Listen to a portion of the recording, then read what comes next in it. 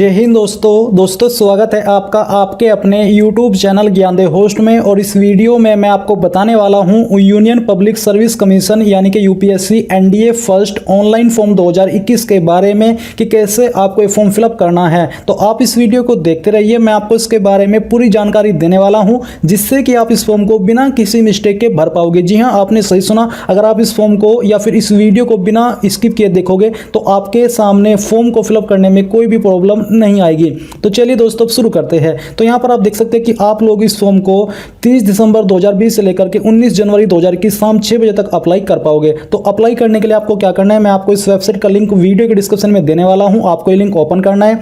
Open करने के बाद यहाँ पर दोस्तों आपको अपने मोबाइल को अगर लैंडस्केप मोड में चलाओगे तो ज़्यादा बेहतर, आपके सामने ऑप्शन आएंगे और कोई प्रॉब्लम नहीं आएगी। तो बेसिकली इस प्रकार से आपको मोबाइल को चलाना है।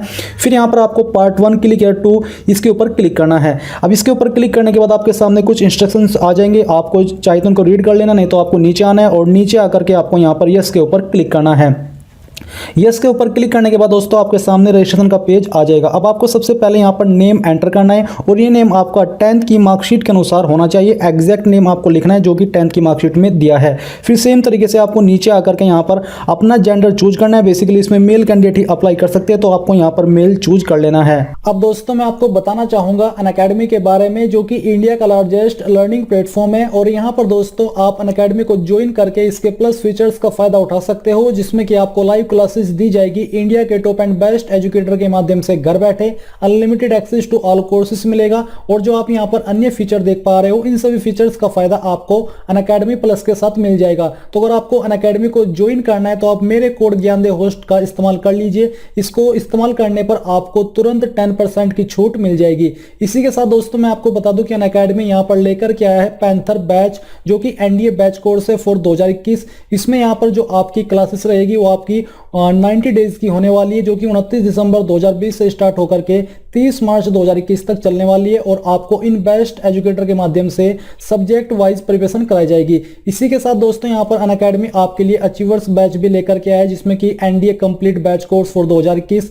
ये भी आपकी 90 डेज तक चलने वाली है और ये आपकी 23 दिसंबर 2020 से स्टार्ट होकर के 23 मार्च 2021 तक चलने वाली है। किस सब्जेक्ट की प्रिपरेशन आपको किस एजुकेटर के द्वारा कराई जाएगी उसकी जानकारी आप यहाँ पर देख सकते हो। तो दोस्तों अगर आप NDA, air force, group X and Y, navy का सब्सक्रिप्शन लेना चाहते हो तो आप यहाँ पर 12 मंथ का प्लान 8,000 रुपए में ले पाओगे। बट अगर आप मेरे कोड ज्ञानदेव होस्ट का इस्तेमाल करोगे तो आपको तुरंत 10% की छूट मिल जाएगी और वो आपको सभी प्लान के अंदर दी जाएगी 10% की छूट। तो इसको ज्वाइन करने से पहले आपको मेरे कोड ज्ञानदेव होस्ट का इस्तेमाल कर लेना है। फिर यहाँ पर दोस्तों आपको डेट ऑफ बर्थ के ऊपर क्लिक करके पहले अपना डे सिलेक्ट करना है। फिर यहाँ से आपको मंथ सिलेक्ट करना है और इसके बाद यहाँ से आपको अपना ईयर चूज करना है। जिन कैंडिडेट का जन्म इन ईयर के बीच में हुआ है 2, 3, 4, 5, तो वही कैंडिडेट इसमें एलिजिबल हो पाएंगे अप्लाई करने के लिए। फिर यहाँ पर दोस्तों आपको अपना फादर नेम एंटर करना है और ये भी आपको 10th की मार्कशीट के अनुसार लिखना है। एग्जैक्ट नेम आपको यहाँ पर लिख देना है जो कि आपका 10th की मार्कशीट में दिया गया है। फिर आपको नीचे अपनी मदर्स का नेम यानी कि माताजी का नाम एंटर करना है। नेशनलिटी के अंदर आपको इंडियन या फिर अदर है वो चूज कर लेना है।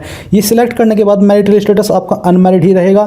कम्युनिटी यानी कि आपकी कास्ट कम्युनिटी क्या है, मैं आपको बता दूं कि जनरल ओबीसी को अप्लाई करने के लिए 100 रुपये फीस पे करनी है। SC/ST को कोई फीस पे नहीं करनी होगी। तो यहाँ पर आपकी जो भी कैटेगरी वो आपको चूज करनी है। अगर आप ओबीसी सिलेक्ट करते हो तो यहाँ पर आपके सामने एक अतिरिक्त ऑप्शन आ जाएगा कि do you belong to creamy layer. अगर आप करते हो तो यहाँ पर यस करना होगा, नहीं तो आपको नो करना है। इसके साथ आपको यहाँ पर अपना कम्युनिटी सर्टिफिकेट डेट यानी कि जो आपके पास का सर्टिफिकेट है उसकी डेट भी यहाँ पर आपको डालनी होगी और ये आपका सेंट्रल गवर्नमेंट का होना चाहिए।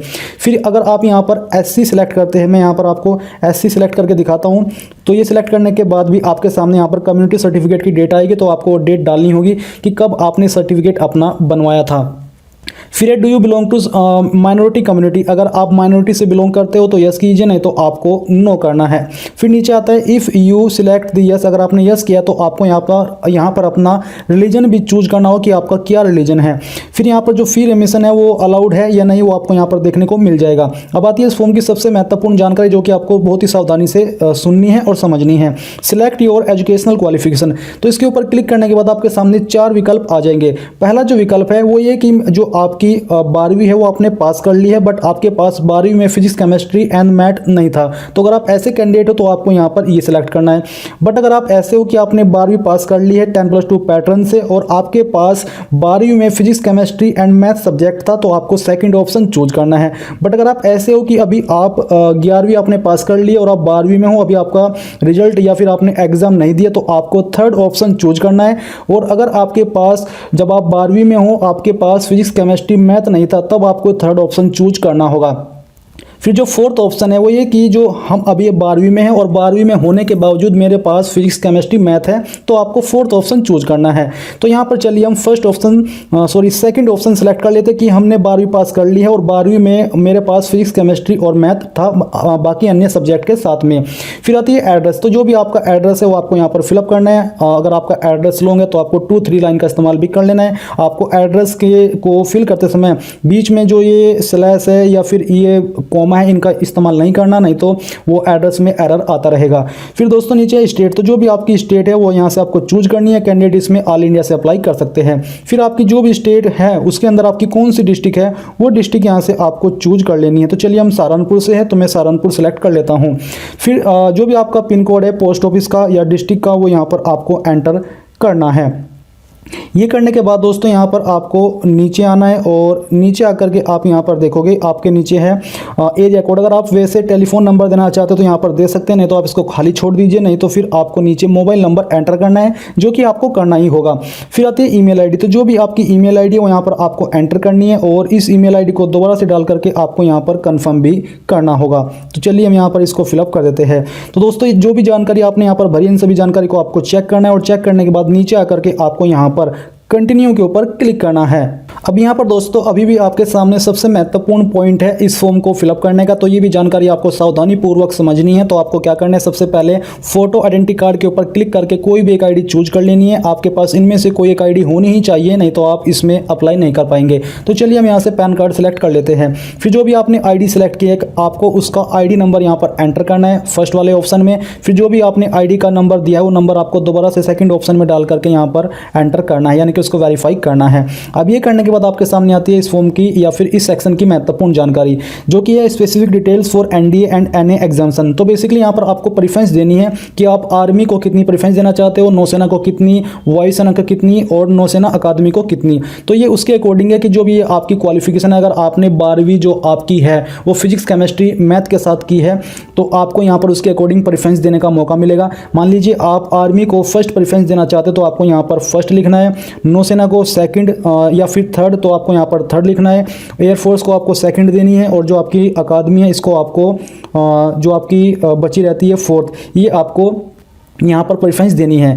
अगर मान लीजिए ये तो आपने चारों को प्रेफरेंस दे दिया, बट अगर आपको सिर्फ एक को प्रेफरेंस देनी है तो आपको क्या करना है, आपको जिसको भी प्रेफरेंस देनी है उसके सामने एक लिख दीजिए और उसके बाद जो बाकी के ऑप्शन आते हैं जैसे कि नौसेना, वायुसेना, अकादमी, तो आपको उनमें 0-0 एंटर कर देना है।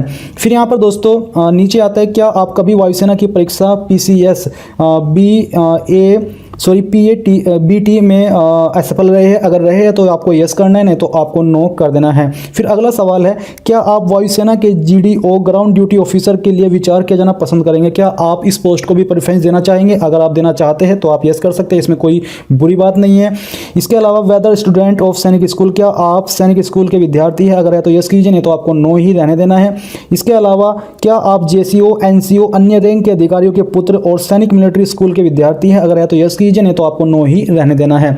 ये करने के बाद आपको यहाँ पर कंटिन्यू के ऊपर क्लिक करना है। अगर कंटिन्यू के ऊपर क्लिक करने के बाद एरर आता है कि आप यहाँ पर कुछ मिस्टेक कर रहे हैं, तो बेसिकली वो मिस्टेक इस वजह से होगी कि आप जो प्रेफरेंस दे रहे हो आपकी क्वालिफिकेशन के अकॉर्डिंग आप उस प्रेफरेंस के लिए एलिजिबल नहीं हो, इस वजह से वो एरर आ सकता है। अगर आप जो मैंने आपको भी जानकारी दी है, मैंने आपको बताया है, इसके अकॉर्डिंग प्रेफरेंस दोगे तो आपको कोई भी प्रॉब्लम नहीं आएगी। फिर आपको यहाँ पर कंटिन्यू के ऊपर क्लिक करना है। कंटिन्यू के ऊपर क्लिक करने के बाद आपके सामने आपके रजिस्ट्रेशन का प्रीव्यू आ जाएगा, जहां पर आपके द्वारा भरी गई सभी जानकारी को आप चेक कर सकते हो। और अगर आपको लगता है कि कहीं पर कोई जानकारी गलत है तो आप उसको सही भी कर सकते हो अपडेट के ऊपर क्लिक करके। बट अगर आपको लगता है कि सभी जानकारी सही है तो आपको यहाँ पर नीचे आकर के कैप्चा कोड फिलअप करने के बाद आई एग्री के ऊपर क्लिक करना है और यहाँ से आपको ओके कर देना है। अब ओके करने के बाद जो आपका रजिस्ट्रेशन है वो बेसिकली हो जाएगा और आपके सामने कुछ इस तरह का इंटरफेस आ जाएगा। आपको आपकी रजिस्ट्रेशन आईडी मिल चुकी है। अगर आप इस फॉर्म को जनरल ओबीसी से फिलअप कर रहे हो तो आपको यहाँ पर अपनी फीस जमा करनी होगी और फीस जमा करने के बाद आप यहाँ से प्रिंट स्लिप कर पाओगे, नहीं तो आपके सामने डायरेक्टली पेमेंट का पेज आ जाएगा।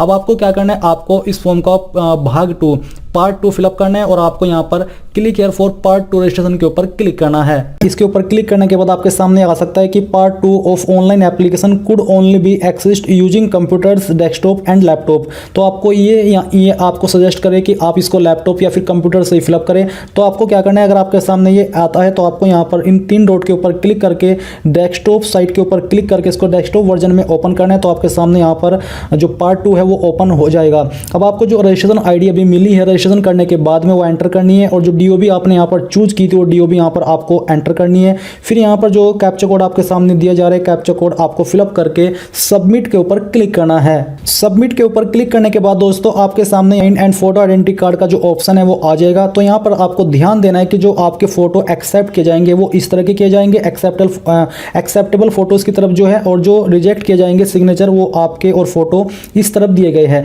साथ ही यहाँ पर जो आपको ध्यान देना है फोटो को अपलोड करने में, जो आपका फोटो का फॉर्मेट है वो आपका सिर्फ जेपीजी फॉर्मेट में होना चाहिए, ना कि जेपीईजी। इसके अलावा जो आपका फोटो का पिक्सल है या डायमेंशन है वो आपका 350 × 350 होना चाहिए।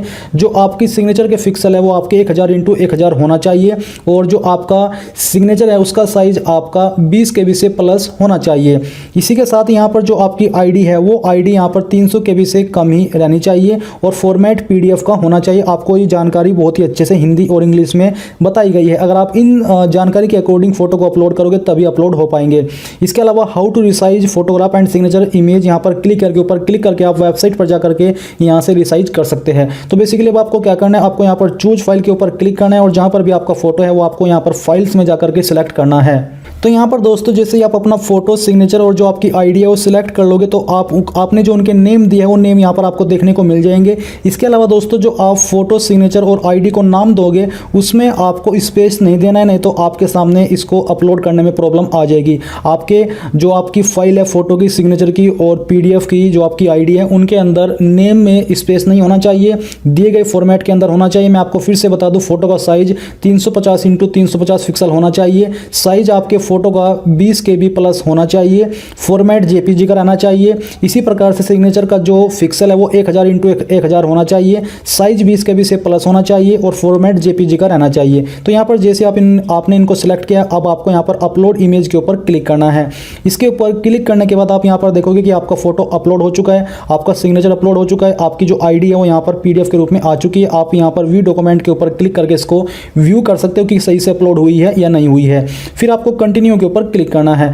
कंटिन्यू के ऊपर क्लिक करने के बाद यहाँ पर है फोटो आइडेंटिटी कार्ड। तो आपको यहाँ पर जो भी आईडी नंबर आपने फिलअप किया था वो आईडी नंबर यहाँ पर डाल करके वेरीफाई करना है। वेरीफाई करने के बाद आप देखोगे verified photo identity card number यानी कि वेरीफाइड हो चुका है। अब आपको सिलेक्ट एग्जाम सेंटर के ऊपर क्लिक करके इनमें से जिस भी सेंटर को प्रेफरेंस देनी है आप किसी एक सेंटर को प्रेफरेंस दे सकते हैं।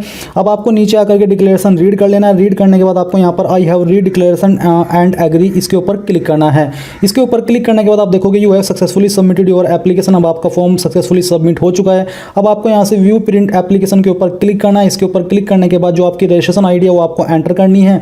फिर यहाँ पर जो आपकी DOB है वो सिलेक्ट करनी है। जो रैंडम कोड यहाँ पर कैप्चा दिया गया है आपको डालना है और डालने के बाद सबमिट के ऊपर क्लिक करना है। सबमिट के ऊपर क्लिक करने के बाद आपके सामने आपके फॉर्म का प्रिंट आ जाएगा, यानी कि यहाँ पर आपको देखने को मिल जाएगा। अब आपको नीचे आकर के यहाँ पर क्या करना है, आपको प्रिंट प्रीव्यू के ऊपर क्लिक करना है। इसके ऊपर क्लिक करने के बाद यहाँ पर दोस्तों आपके सामने कुछ इस तरह का इंटरफेस आ जाएगा। अब आपको जो प्रिंट का आइकन है इसके ऊपर क्लिक करना है। इसके ऊपर क्लिक करने के बाद यहाँ पर अब आपको इसको प्रिंट के रूप में सेव कर लेना है, यानी कि PDF के रूप में सेव कर लेना है और बाद में आपको इसको प्रिंट करा लेना है। तो इस प्रकार से दोस्तों दोस्तों आप अपने UPSC NDA first online form 2021 को भर पाओगे। आई होप ये जो प्रोसेस है वो आपको पसंद आया होगा। अगर आपके सामने कोई और प्रॉब्लम आ रही है इस फॉर्म को फिलअप करने में तो आप मुझे कमेंट करके पूछ सकते हैं। मैं आपको कोशिश करूंगा कि जितना जल्दी हो सके आंसर कर सकूं और जो भी आपकी प्रॉब्लम है उसका सॉल्यूशन आपको दे सकूं।